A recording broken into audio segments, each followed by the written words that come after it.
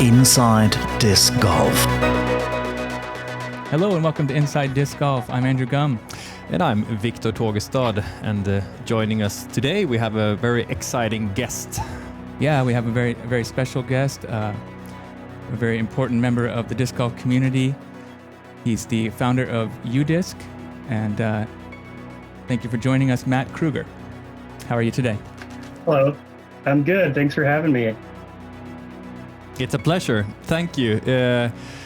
UDisc, I have to say that when I came back to the sport of disc golf after being away for like 11, 12 years, something like that, UDisc was one of the things that made me really like realize how much the sport has grown.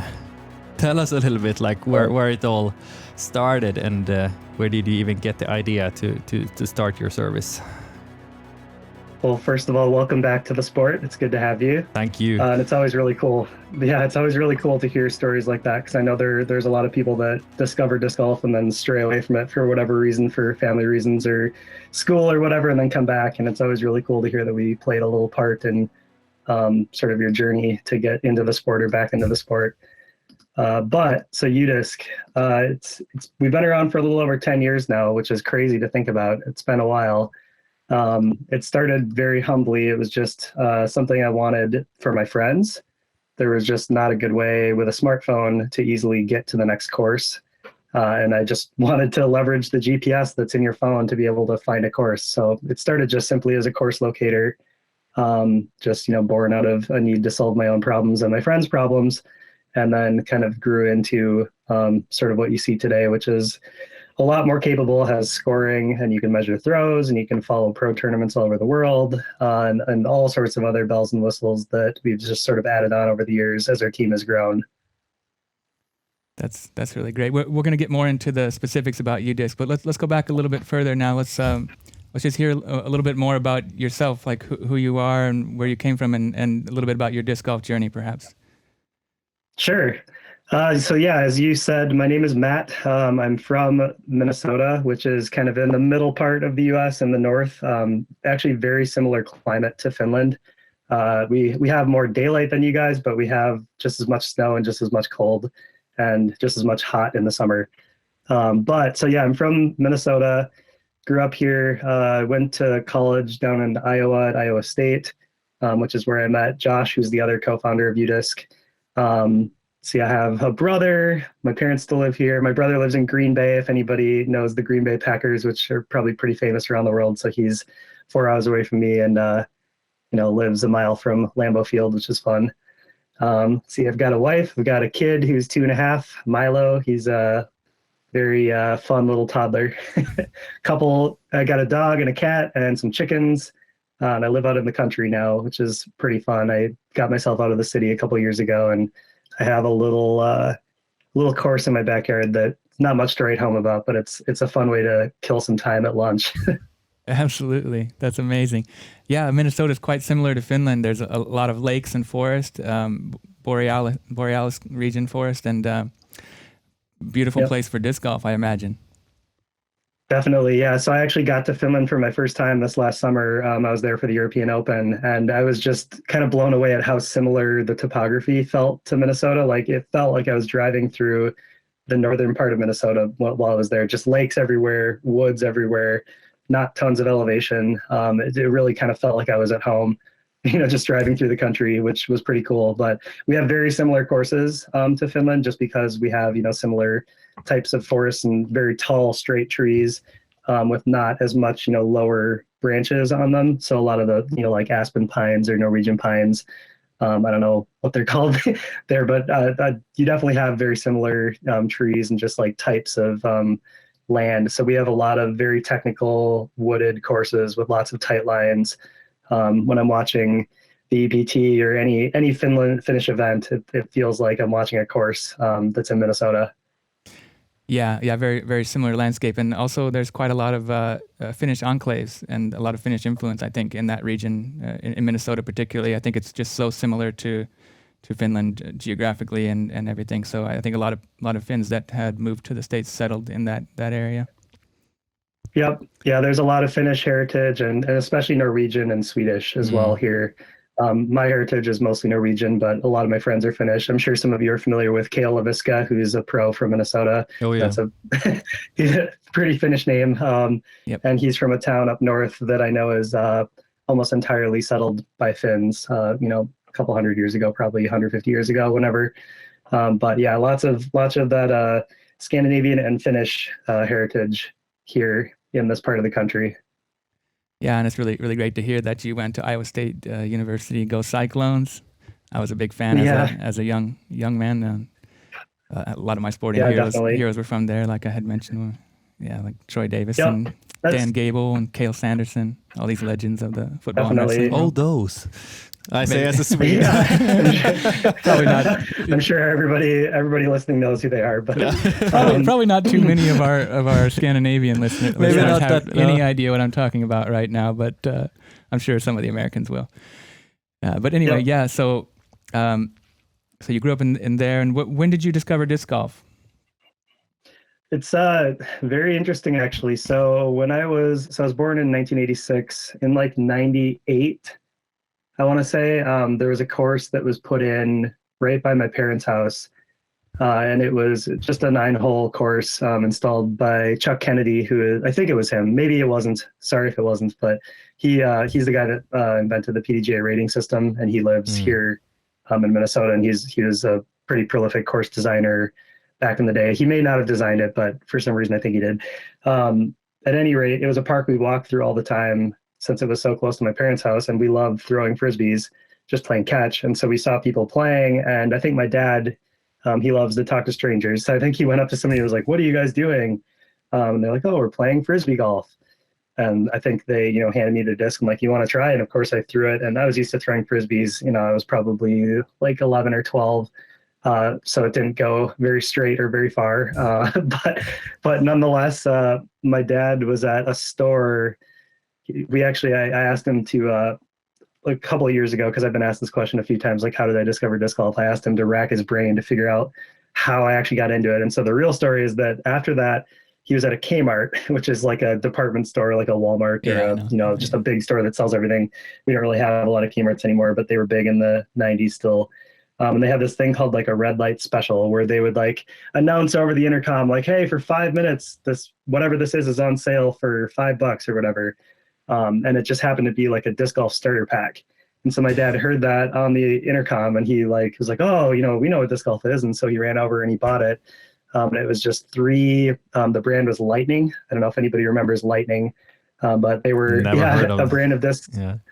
Yeah, they were one of the earlier ones, that was around in the 90s. So he bought that starter pack, and he gave it to me and my brother. I don't remember which discs we threw at that time, but we went and played that course by my parents' house maybe 4 or 5 times. Didn't catch the bug, really, because I was still young, and I couldn't throw them very far compared to my frisbee. So it's just like, nobody was there to teach me. And so I played a little bit, maybe for like one summer, and then I stopped until I was in college, till I was about 19 at Iowa State, actually. So I had a couple of roommates that liked playing, plus Josh, the other co-founder of UDisc, who I'd become friends with by then. He had a big group of friends from his hometown that went to Iowa State as well. And we started playing all the time. I lived across the street from the best course in town. And so after class every day, my roommate and I would walk across the street. We'd jaywalk across the street with our discs and go down there and play around every single day after class. So that's really when I would say I really started to play. So it's been 17 or 18 years that I've really been playing, but I played for my first time, what is that, 98? So like 25 almost years ago, probably. And you said 98. How big was the sport then in your area when you started? Like, did people know about disc golf or? Yeah, I'm sure that they didn't. Like I said, I was pretty young and I don't remember a whole lot, but I don't remember the course ever being busy or any large amount of people being there. All the tees were dirt, and it was kind of off in the corner of a park that you had to be looking for to see if, to know what was going on. And the fact that we didn't even know what they were doing until we asked. Yeah, I don't think many people knew. Even after college, and even when you just started about 10 years ago, people would ask me, what I like to do for fun, and it was still, you'd say disc golf, and they'd be like, "What's that?" And you'd have to explain it to them, like, "Oh, it's like golf, but with a frisbee, and you gotta throw it into a basket." And then people would often be like, "Oh, I've seen those in, the park by my house. Now I know what they are." But now these days it's totally different. And you just say, "I play disc golf," and everybody's like, "Oh yeah, I play disc golf." Or, "My son plays disc golf. My nephew plays disc golf." Whatever it is, it's a big change, at least compared to 10 years ago right now. Yeah, there's been an incredible growth in the sport, and I think a lot of that is in part to your company, and what you guys have done to really kind of widen the spectrum and understanding. What is it about disc golf that made you want to commit your life to it in the way that you have? I think it's the same thing that a lot of people go through, is just you get addicted to the flight of the disc. You just love watching it fly. When you get a little bit beyond kind of the beginner level and you're able to start making the disc do what you want it to do, and playing harder courses and getting an ace, making a long putt, making a throw in, whatever it is, like those kinds of things just hook you. And then you want to do whatever you can to kind of recreate that. And I think working in disc golf, it's kind of like having fun for your job in a lot of ways, but it's still a lot of hard work to get there. It's not like it's always nothing but fun. But it's, there were a lot of things that led me to this. I worked for a big company after college for about 10 years and was doing UDisc on the side for like the last 5 of those years, which was a lot to balance. But, just kind of working at a bigger company, not having as much fun doing that, and seeing an opportunity to, make UDisc a full-time thing. I think eventually it made sense to go for it and just see if I could turn it into my full-time gig. So at this point, it's a lot of fun. It's a lot of work, but we definitely are very proud that we've hopefully at least had a little bit of an impact on the sport, and hopefully can continue to for a long time, because we really see this is just we really think this is just the beginning for the sport. We're still in the infancy. Even if it seems like we've come a long way, there's still a lot further to go, and a lot more people to get hooked on the sport, more courses to build, and more things to do.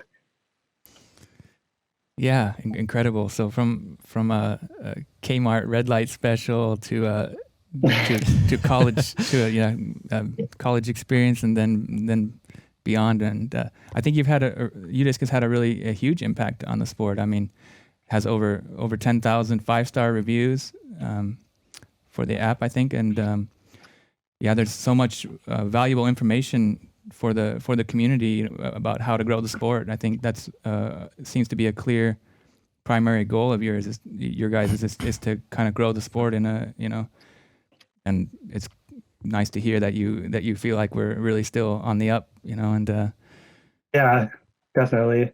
Yeah, I mean, it's the growth has been crazy. Obviously, the pandemic, we like to think that it accelerated the sport a few years into the future from where the trajectory would have been had that not happened. Obviously, the pandemic's not a good thing overall, but for the sport of disc golf, it certainly helped build more awareness, and get people outside playing that may not have even ever found it because they had too many other hobbies.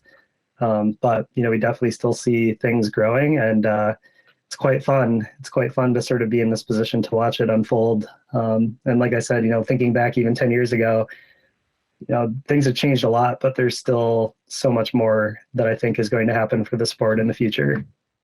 I can imagine that you sit on quite a lot of statistics and other information that it's very hard for other people to get your hands on. And do you have something that you can read out from all those data that might be surprising for us to hear, or maybe the sport is growing extremely well somewhere, or something like that? Definitely. So I don't. One thing that's funny is, being somebody who works at UDisc, people often ask us for stats, and it's like, oh, I don't have them all memorized, but we have plenty of resources. I think the most impressive one that we've been just really thrilled to track over the last few years is the number of courses that are being installed per year and per day across the world. We put out a growth report each year. So it's at udisc.com/growth. It's a great resource just for kind of checking on, how things are going in general with the sport. But last year, there were 5.28 courses built per day around the world. That's not per year, that's per day. More than 5 new courses going in the ground. And these aren't private backyard courses that nobody can play. These are, publicly available courses that are being physically installed in the ground, that's just a mind-blowing number to me. And even more specifically, some of the fastest growing places for courses being installed are in Western Europe, which I think is very exciting to us. So like last year, Sweden added 165 courses, Norway was 142, Finland was 131, Germany 48, France 38, and all of those represent somewhere between like a 30 to 50% increase in courses just in that one single year, which is, that's pretty crazy growth, especially considering the amount of work and money that goes into, putting in any one of those courses. It's quite mind-blowing, really. And but I think it's such a value to society. Like, I mean, yeah, of course, we've been through some really hard times with, with the pandemic and everything, but we're so thankful that that we have this kind of outlet for exercise and for sharing, social experiences during such a tough time. So, yeah, I mean, just really grateful that disc golf exists. That it really made life a lot more enjoyable, and I think it's really good for physical and mental health, for community, for society in general. So it's quite a valuable sport, I think, for many reasons. It makes the world a lot better place. Definitely. I think it makes people better people. From my experiences in the sport, I think it really brings out the best. And yeah, definitely. And courses are something that we just love seeing new courses go on the ground, and that's something that we've really started to try to leverage sort of our resources to help with over the last few years. So if you're somebody that's in a position to try to get a new course or is trying to get funding to expand a course or something like that, that's something that we would love to help with. We can provide you hopefully some data that will help play counts, in your area and in your region. So if that sounds like you can reach out to hello@udisc.com and give us details, and we'll be happy to try to help. We've had a few success stories getting quite a few new courses in the ground over the last few years, and it's something that we just really feel proud to be in the position to be able to do. Yeah, that's a great service for the community. And yeah, I saw you have so much valuable information available for people who are interested in trying to bring a course to their local area. The statistics are really great to show to the local council and board.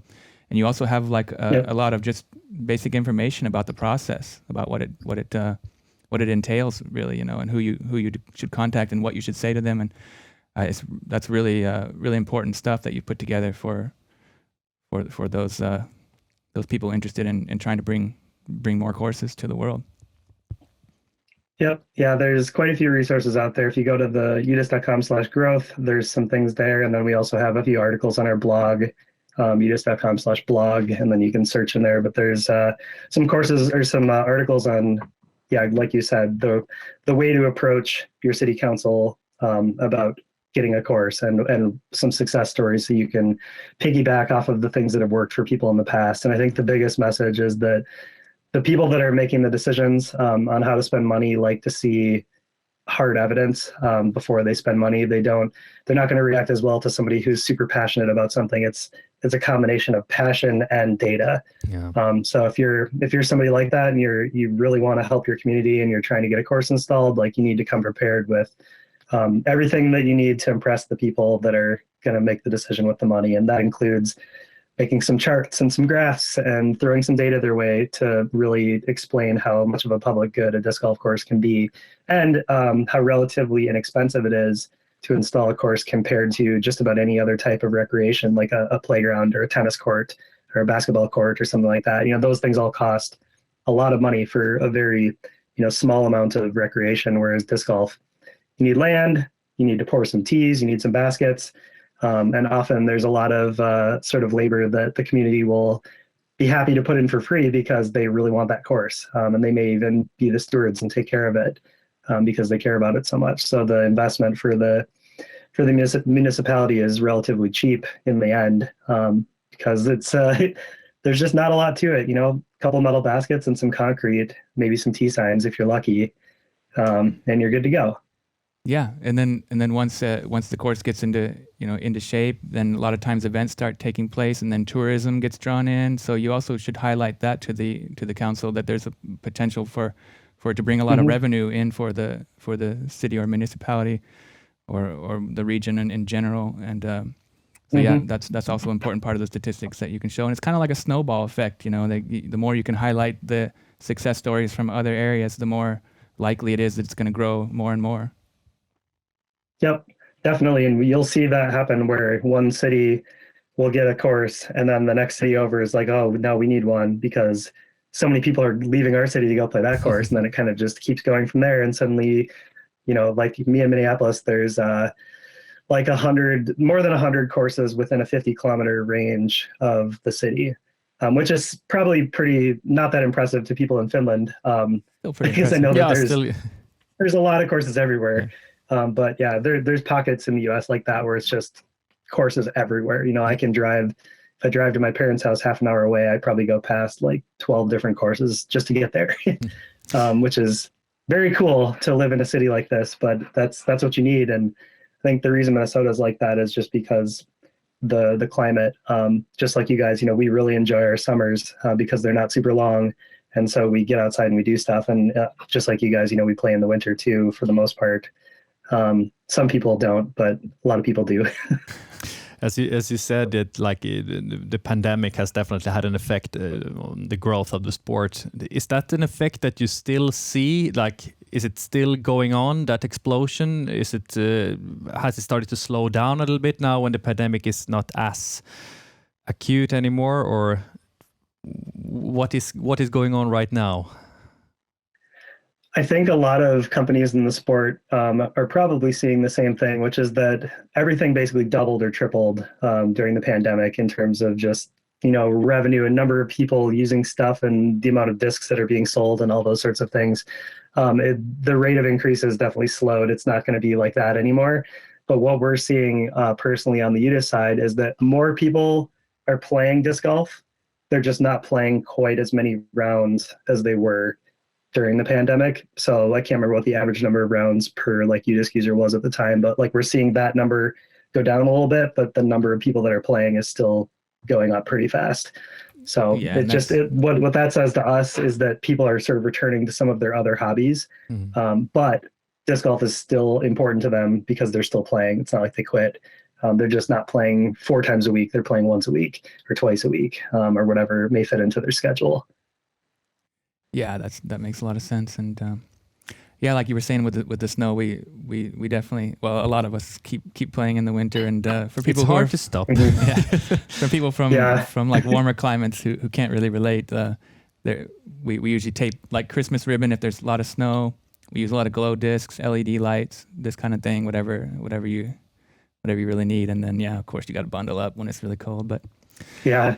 My biggest tip for winter disc golf is don't play by yourself. That's my big thing. I don't go play by myself in the winter. I don't use ribbons or chalk or anything, but my friends and I are really good about the way we play usually, not always, but usually is that whoever is, and I don't know if you use this term in Finland, but bob, bottom of the box. So whoever's last on the tee has to spot for everybody. So they have to run up. Everybody throws their shots. They find them all, and then they come back, and then everybody spots for Bob. Okay. And that works really well. Then you don't lose any discs. It takes maybe a little bit more time to play. Bob's going to get a lot of exercise. But in the end, your round is going to go faster because you're not spending any time looking for your disc in the snow. Unless something crazy happens and your disc kicks way off to the side, nobody can find it. Sure. But that's my best tip is don't play by yourself. And bring friends always. I actually experienced that also here in Finland in some tournaments during winter time, that the whole card would get a penalty stroke in case the TD notices that you don't have anyone who's spotting. So I think that's a very good thing to do during winter, especially like last winter here in Helsinki. It was a lot of snow, so it was crazy. Yeah. But that's a great incentive to not be the Bob, right? You got to play a little bit better so you're not the guy out there has to find everybody's disc. extra Exactly. motivation. Yeah. That may not work. That may not work for every friend group if, some people are very different skill levels. But you could also just randomly rotate and be like, you'll take hole 1 and 5 and 9, and I'll take 2, 4 and 8 or whatever it ends up being. But we find that works very well for my friends. Yeah, and I think disc golf is better enjoyed in a group anyway. For me personally, I'm not, I don't.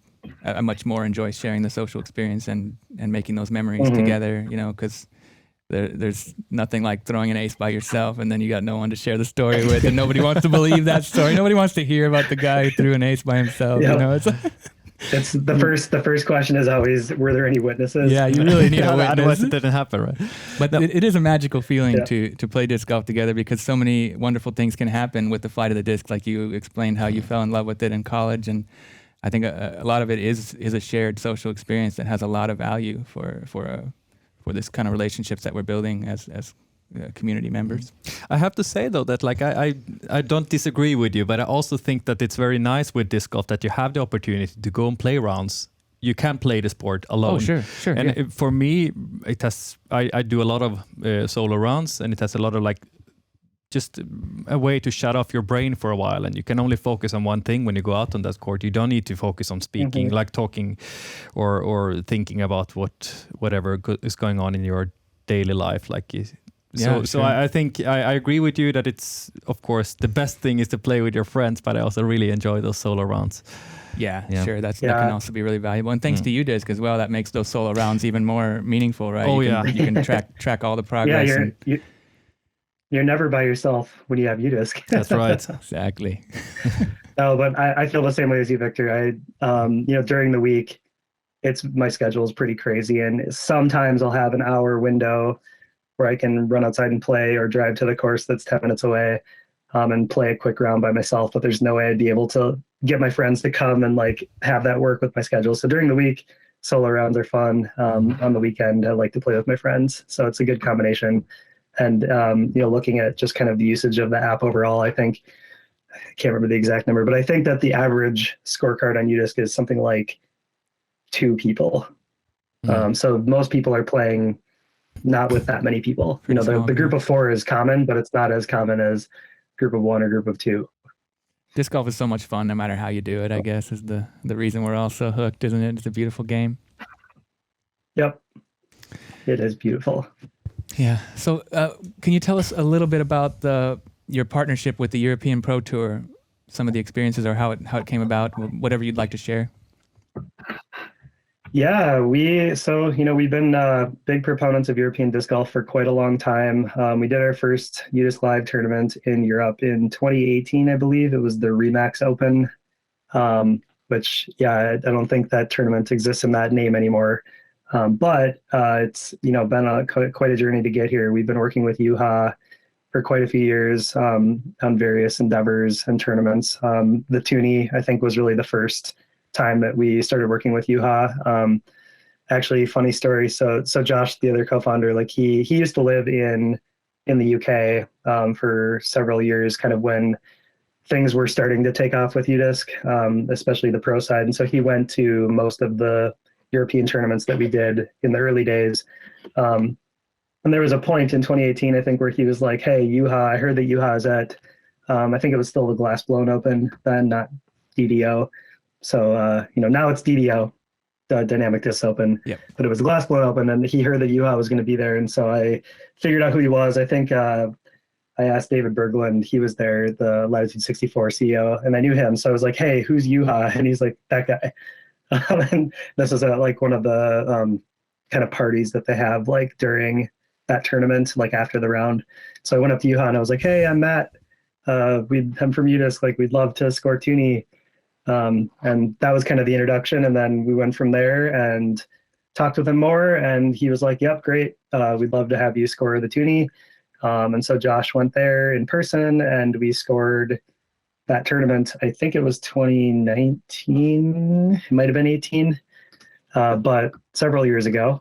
So that's really kind of our first time, working with him. And then as the EPT got started, we were still doing the Toonie and talking with him all the time, since he's doing lots of good stuff in Finland and in Europe as a whole.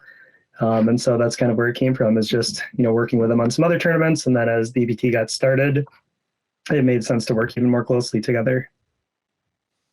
Yeah, thank you for your what you're doing on the European Pro Tour. I mean, like without your services, we couldn't do our jobs. There's only so many cameras that can be out there on the courses, and there's only so many cars that you can follow.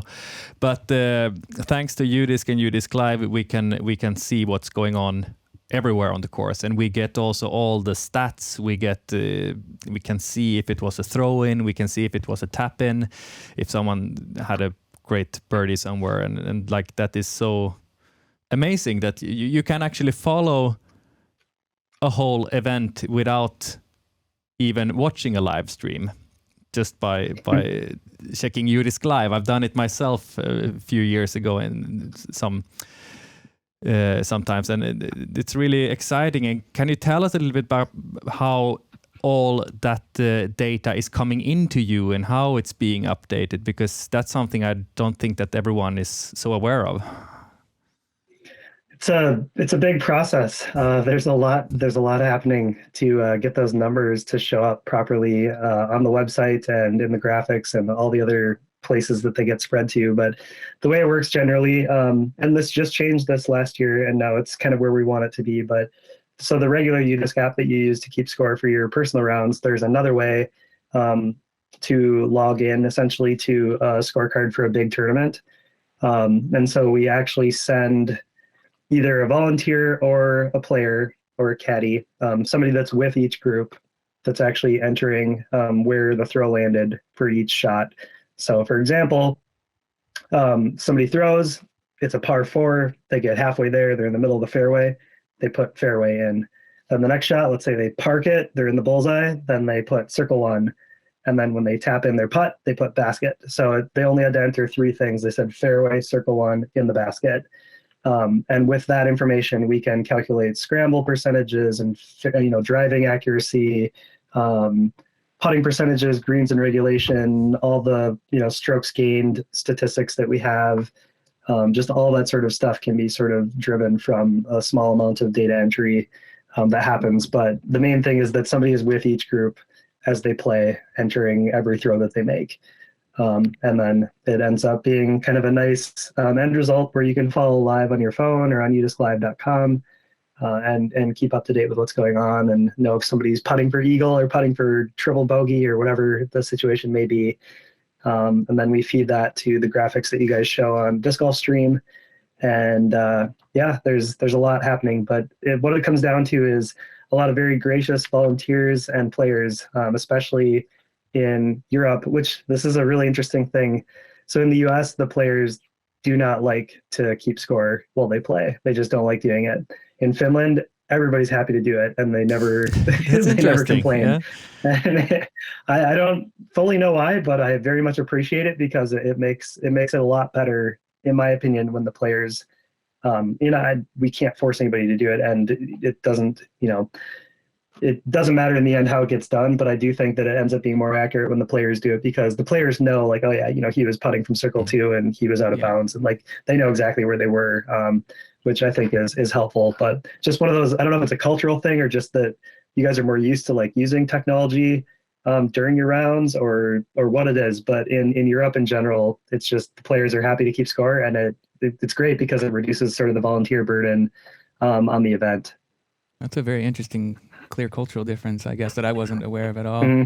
But we really value your partnership, and we really appreciate everything that you do for as a partner. And the service is completely invaluable in the booth, in the commentary booth. I mean, it's so nice to be aware of what's happening when we're not getting the image from, especially when we're doing sometimes MPO, FPO same time, or if there's somebody charging from a different card, or if something happens. There's untold amounts of moments where UDisc has been just incredibly valuable for us in the booth, and I'm sure for the viewers out there as well. So just a huge thank you for everything that you guys do to make our job easier and to make the overall, our job possible even. And make the overall experience better for everybody.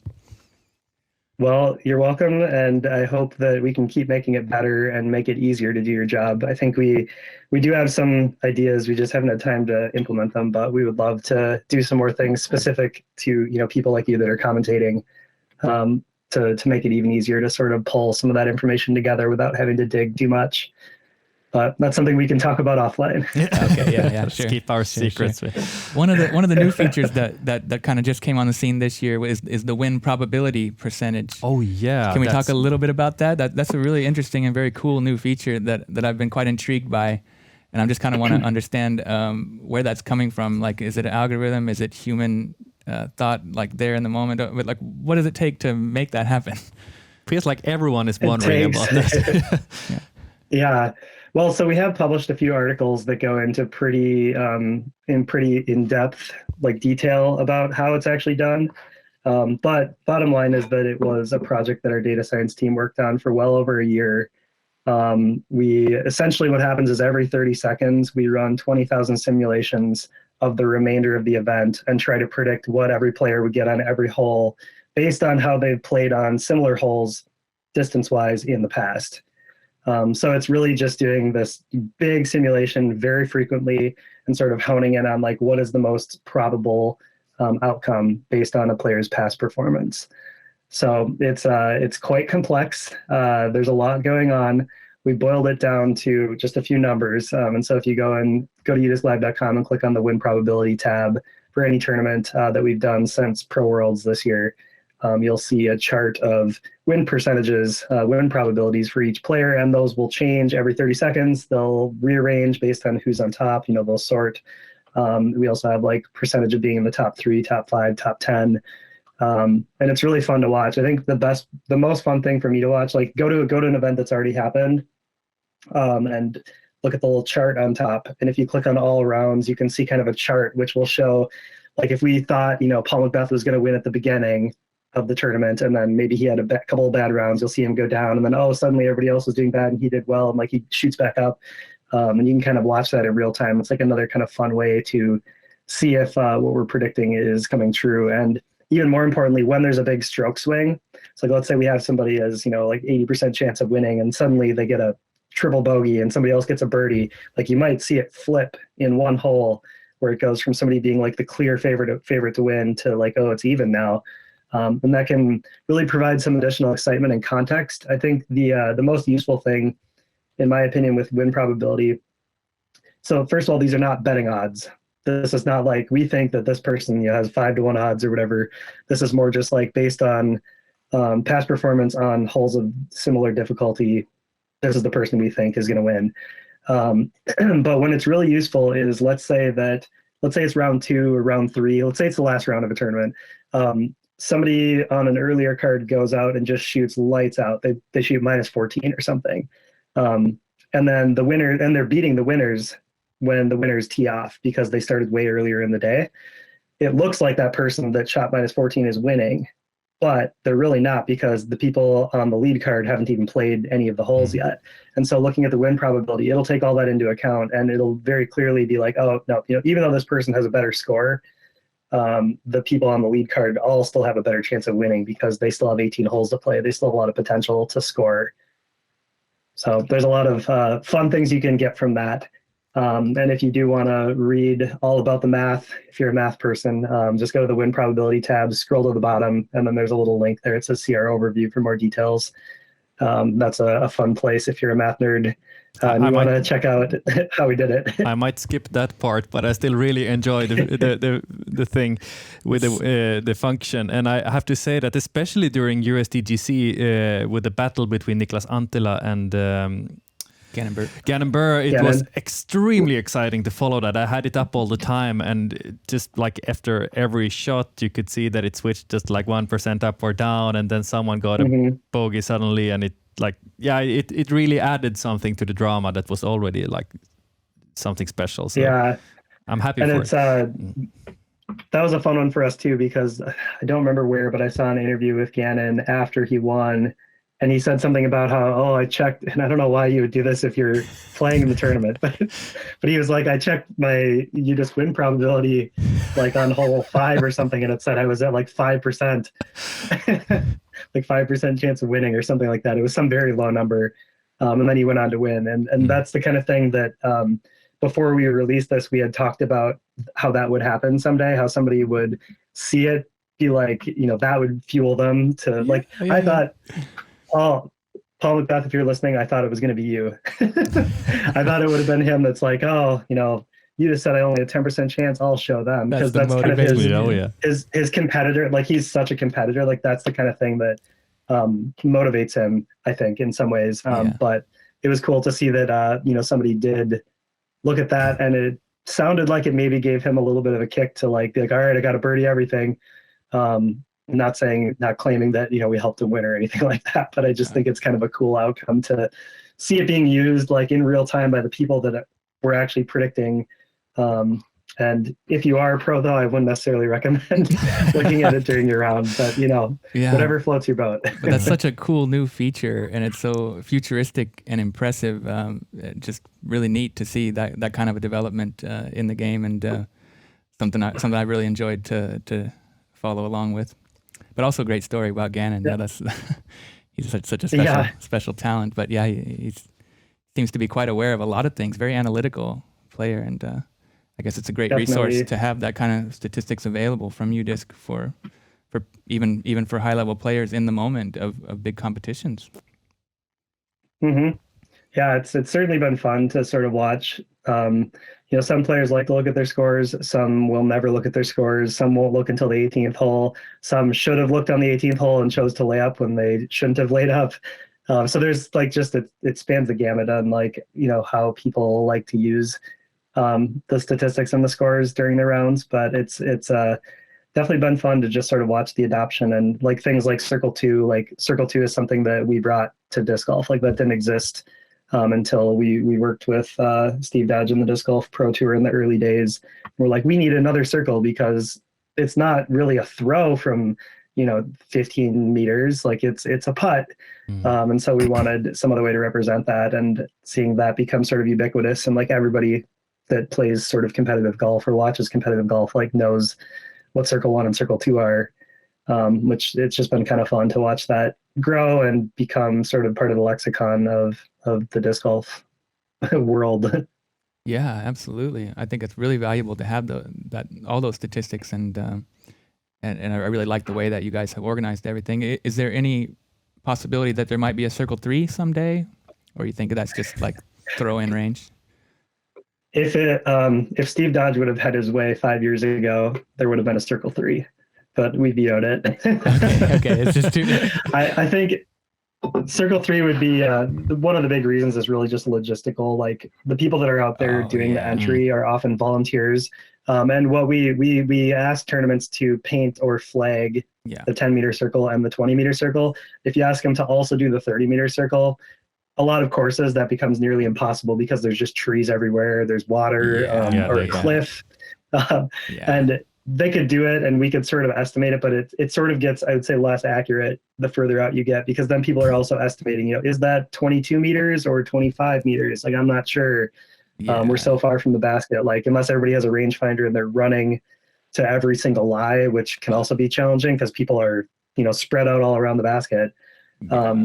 But I think there's a lot of potential to do more with that. I don't know if we would ever define it as Circle 3, but sure. Well, I think the workload's already pretty high, and I think you made a pretty smart decision in that regard. But it's really cool to track the statistics, and I think it adds a whole another level of professionalism to the game. When you can say, hey, here this guy shoots 35% Circle 2, 90% C1. It's it really goes a really long way for the fans to be able to understand, what the players are doing, and I guess it's good for everybody, but particularly for the fans. As a fan, it's really great to be able to compare and contrast different player statistics, the way that you track them and organize it so well. Yeah, not only for the professionals, I also want to talk about that for my own game and for many other amateurs just like me. That I told you earlier that when I found disc golf again after many years, then UDisc was something that didn't exist earlier, and I could keep track of my rounds. I could see the statistics. I could see that hopefully I play better and better so I can see the graph is going to the right direction. And without that, I honestly don't think I would be so into the sport as I am right now. So that's a really big thing for me and many others to have that kind of statistic. So I also noticed that the function hide total score had a great effect on my final on my results. Yeah, so that's something I can shout out to many players that maybe try to use that. So yeah. Yeah, I remember adding the hide total scores thing like maybe 9 years ago. Like it was right at the beginning, and it was because I was one of those people that didn't want to know what my score was, especially when I was playing a good round. You know, it's like, oh, am I still under par? Like I want to finish it. Then as soon as you look, oh, I'm 1 under, then you're gonna get a bunch of bogeys. Then you're so so I used to be that guy. I used to use that setting, and then at a certain point, I got over it sort of, and I was like, okay, I want to know my score now, and I don't use it anymore. But it is there. If you want to hide your score, you'll still see that you got a 3 or a 5 or whatever, but it doesn't show your relative score to par. So it wouldn't show that you're -5 or +5. It would just totally hide that. Show total strokes or whatever. It wouldn't even show that. I don't think. It just shows it'll just show what you got on each hole, and then when you get to the very end, when you get to the end of the round, like it'll show that you got a -3 or whatever. But the main thing is while you're entering your score, you won't see what you're at currently or what your friends are at, which for some people is what they want. I'm not like Gannon Burr. I don't want to know. No, but that's there are so many cool features you have in the app that one can use, and I know that was it last year or 2 years ago that you raised the subscription cost for the app quite significantly. It was very low before, but I still consider it not being costly even slightest, especially when you play that much that I do. What was the reason for that, and like what new features could you add to the app because of it? And how was it taken? Sorry for adding many questions. So the price went up in May of 2021. It used to be $5, now it's 15. Still less than a single disc. That was kind of our goal with the pricing there. We wanted to make sure that UDisc is still less than a disc. But the impetus for that was that we wanted to grow our team. So when the pandemic started, right before the pandemic, UDisc was still just 2 people. And then as things progressed, we wanted to, there's just too much stuff for us to do that we couldn't do because there weren't enough people. So we wanted to hire more people, and I'm really happy to say that we went from 2 people to 21 full-time since the beginning of 2020. So in 2 years, our team size got multiplied 10x, which is pretty awesome. And now, because of that, we're able to do so many things that we never could have dreamed of doing. We have, a fully dedicated Android team, an iOS team, a web team, a data science team, marketing and growth, customer success to help everybody with their questions about the app. We've put out so many new features since the price increase that have really been things we've always dreamed of doing. I think one of the biggest ones actually just came out a couple of weeks ago, which is course traffic. So now we can show real-time course traffic so you can know how busy the course is at any given hour during the day. Any course in the world, you can do your research. Like if you're going to be traveling somewhere and be like, okay, I know I'm going to have time to play at 10 a.m. on a Saturday. That's probably a pretty popular time to play. You can, research your courses and say, okay, that course usually isn't that busy at that time. Or if there's a league, it's going to spike because the league is playing at this time every week. And it's really easy to see okay, don't go at that time if you don't want to wait forever. But yeah, that's been a really fun one. And with that, some people have been like, oh, how could this possibly be that accurate? Not everybody uses UDisc. And that's true. Not everybody does use UDisc. However, if you look at the people that do and extrapolate over time and compare that to the normal number of people that are there at that time on each day, it's pretty easy to get an idea of this is when the course is busy, this is when the course isn't busy. And so the people that have actually used it in reality, it's been overwhelmingly positive. I went there when it said it was busy and it was busy, or I went there when it said it wasn't busy and it wasn't busy. Which I wish we had this. Yeah, I wish we had this feature 10 years ago when I still had a lot of time to play. But what an awesome feature! That's where we're at. Yeah. So important. That can really make a big difference in people's experience. Yep. And especially beyond. Sorry. Go on. Sorry. Oh, you're good. I was going to go into a long thing. Well, I was going to say beyond just adding some features to the app. We didn't really even have a website 2 years ago. We had UDisc Live for following pro tournaments, udisclive.com, but udisc.com was just a landing page that was just download the app. And now we've got the course directory is fully on there. The leagues are fully on there. Events are fully on there. Places, which is a really great way to research. Like if you're going to a city or a country or somewhere, you can look up all the disc golf in that area and get it all on one page. We've got our blog, got all these different things that have come out since then. And another big one too is if you're a course ambassador, which is somebody who has sort of signed up to make sure your course looks the way you want it to everybody that's using UDisc. We built all these really extensive course ambassador tools that allow you to map the course in great detail, and even track like basket position changes very easily.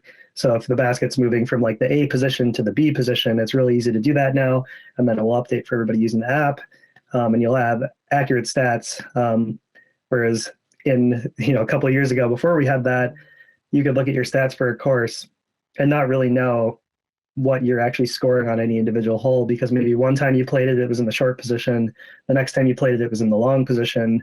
And all that sort of stuff just kept changing. And so now we actually can represent that properly, and people can know that, this is the first time I've birdied this exact hole, like this tee to basket combination. So lots of things have happened over the last few years since we built our team bigger. Very, very great to hear. Yeah, I just think it's incredible that you have been able to accomplish so much in such a short time, and how many new features you are just like coming out with. It feels like just in a few months since you hired that big team of yours. Definitely. Yeah. Yeah, the other big one we just finished was the Garmin watch integration, which I know a lot of people have Garmin watches, so now you can keep score on these, which is a really nice thing. We already have Apple Watch, Android Wear OS, Samsung Tizen, and now we have Garmin Watch. So we support 4 watch platforms, which is pretty cool. I don't think a lot of big companies even support that many different wearables. Super impressive. Really, really nice. So, what can you tell us about your perception of the European Pro Tour, or and like with your peers, like what's the level of interest with Disc Golf Stream and everything over there in the States? Just kind of curious. Yeah, it's definitely something that people are excited to watch. I think especially during the pandemic, we didn't get to see a whole lot of European disc golf because Europeans couldn't travel here, and there just wasn't as much happening sort of on that scene. Once everything got going with Disc Golf Stream, it was, at least for me, it was really exciting because I'd been missing all these players. We've been telling people for years that there's so many young Finns that are just gonna like rule the world of disc golf someday. And having that evidence via Disc Golf Stream, I think, is really helpful. And just it makes the case like we see them on Disc Golf Stream, and then they'll come over and play a Pro Tour event here or a major or whatever it is.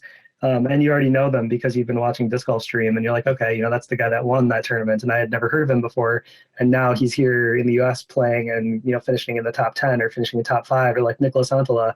I've been a big fan of him for a couple of years, and like watching him just kind of climb the ranks. It's been awesome to see her, like Jakub Semerad.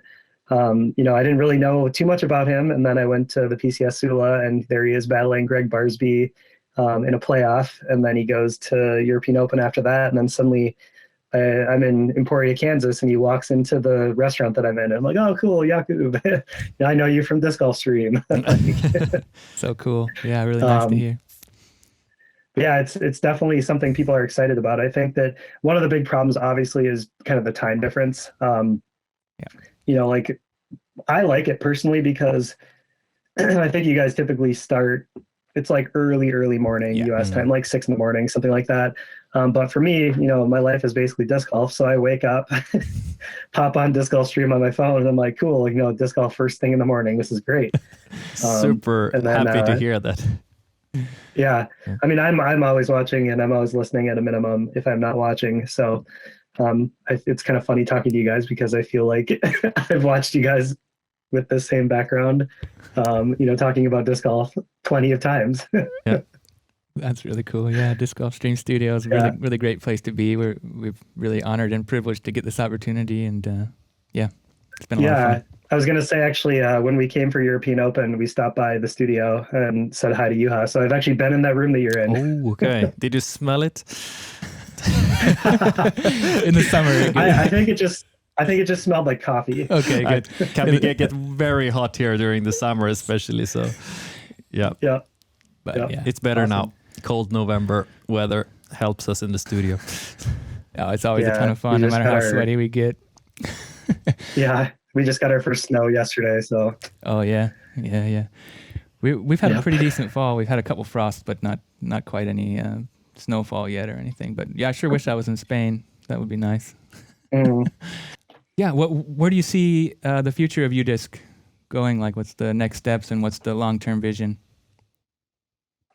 there's still a lot of things that we want to do with the app that haven't, we just haven't had time to do yet. We're sort of building towards quite a few big things that I'm not going to go into quite yet, since they're still up in the air and, like exactly where they'll go, we're not sure. But there's a lot more we want to do with the app just to make it easier to score and to be able to support more scoring formats. We want to continue to build out our wearable support to be even better than it is right now. You can keep score on all the watches, but it's just strokes. We don't have any support for like map-based scoring or stats on the watches. We definitely want to get that going someday. And for anybody listening, like a lot of people have requested that. It's something we personally want. It's just a whole lot of work. Plus, we have 4 watches now that we support, so something people that aren't developers may not realize is that every single like version of UDisc is a completely different project. It's a completely different app, doesn't share any code. It's all like totally unique. So like Android is one thing, iOS is one thing, Apple Watch is one thing, this Garmin watch is one thing, Samsung is one thing, and Android Wear OS is another thing. So we've got like 6 different mobile apps basically. And then we have our website and UDisc Live, and like there's a lot of different things that we're always working on to keep working. So we're kind of slowly chipping away at some of those things. Plus, we just want to make disc golf more approachable and continue to build awareness about the sport. We always like to say that awareness is still disc golf's biggest problem. Once people are aware of disc golf, they love it. They fall in love with it. It's hard not to get hooked, but you need to know about it in order to get hooked on it.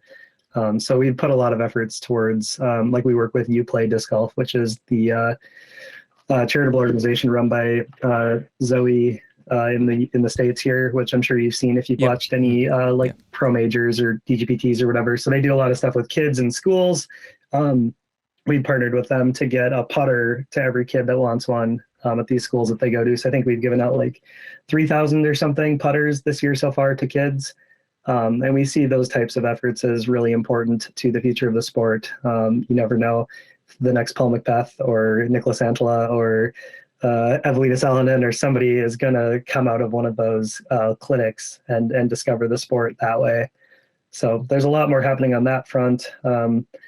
Also, we've got just a great data science team, and they're really kind of pushing the boundaries for things that disc golf can do. And I think we're really excited for what we're going to be able to do there. There's just so much more that can be done. Like the win probability, I think, is the first piece of that. There's a lot more coming. So just stay tuned on that. It's going to be fun to watch. More of this type of high level data science stuff being applied towards our sport and making it just even more professional, hopefully, than it already is. I love what I'm hearing. Very, very cool stuff. There's a lot on the docket. We've got a big team now, and we're really it's really cool to have more than 20 people that have all dedicated their lives towards this at this point.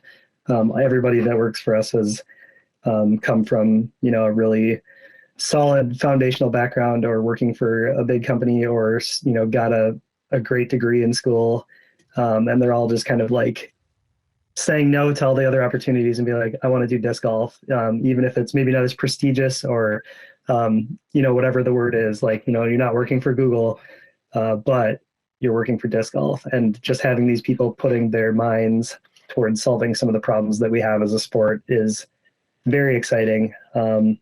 It's also funny because when you say that to people that aren't involved with disc golf, they're like, oh, disc golf, like how many problems could there possibly be to solve? Like, it's just disc golf. we have enough work for 100 people. Like there's so much happening and there's so many things that we could do. It's just more about picking what's the right thing to work on, and where can we leverage our talents the best to help the sport the most. Like that's always our end goal, is how can we help disc golf as a whole. How can we continue to grow disc golf with technology and just make sure that everybody gets a better experience and falls in love with the same thing that we've all fallen in love with. So well said, and so wonderful. The future is clearly very bright for UDisc and for disc golf in general. Thank you so much for everything that you've done and everything that you will do. It's just really wonderful to hear that you built such a great team and that the vision is so, I guess, I don't know how to describe it, but it just, just seems perfect. Sounds perfect. Really, really wonderful to hear. Yeah, I think the main thing is that like all of us at UDisc are disc golfers, and we've so far, everybody we've hired is a disc golfer, which is great. It makes it so that we all have sort of that shared passion for what we're working on, which is a really special thing. Like I can't imagine there are too many companies that exist where, maybe in disc golf, actually, there are probably quite a few companies that exist where everybody, like has one thing in common, but like that's something we always like to look at as sort of a difference between us and a company in a similar technology space, but in a different industry, is that, everybody actually cares about what they're working on and everybody uses the product that they're working on, which is it's super special. Yeah, to work with your passion, that's something that we both here in the studio, we do as well. And it's really a rewarding feeling that maybe you don't get at those other big companies and some of those that you mentioned. That's Mm-hmm. I really happy to hear that you're all nerds just like we are, and Yep. that sounds like a very positive thing. It is.